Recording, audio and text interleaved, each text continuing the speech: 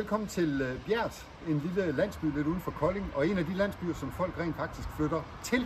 Og en af grundene til, at de gør det, ligger lige herinde. Det er Bjert Gamle Brugs. Og den hedder Bjert Gamle Brugs, fordi det faktisk var en gammel brugs indtil for 9 år siden. Lukket.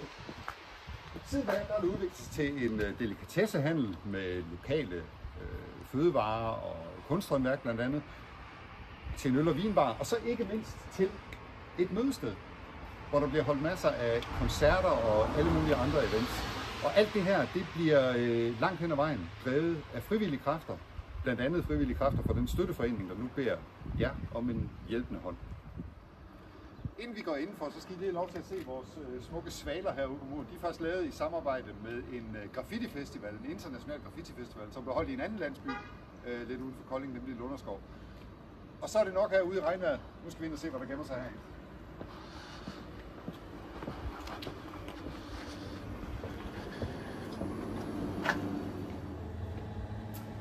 Her i butikken der finder vi masser af gode, økologiske, lokalt producerede varer, blandt andet den her æblemost, som faktisk kommer fra en plantage lige 200 meter op ad vejen. Og så har vi også, og ikke mindst, vores helt egen surdejsbager faktisk. Så vi kommer ind i den del af Bjert Gamle Brugs, der hedder Vinduet, og vi kommer med i happy hour. Velkommen til. Jeg har lige 3 herinde, som jeg synes, I lige skal huske på. Her er Martin, ildsjælen, der grundlagde Bjert Gamle Brugs. Så har vi Jens, der er formand for støtteforeningen. Og så har vi Susanne, som er en af de 14 frivillige, der hjælper med at passe barn derinde. Og så går vi ind i salen. Så er vi nået til den del af Bjert Gamle Brugs, der virkelig for alvor har brug for en kærlig hånd. Herinde i salen, som på mange måder er kernen i det fællesskab, der er hernede i Bjert Gamle Brugs, der samler vi op til 150 mennesker til koncerter, blandt andet med kendte kunstnere, i samarbejde med Godset, som er regionalt spillested inde i Kolding, og i samarbejde med musikfestivalen herude i Bjert, som hedder Blue Bridge, men også med mindre kendte lokale artister og kunstnere.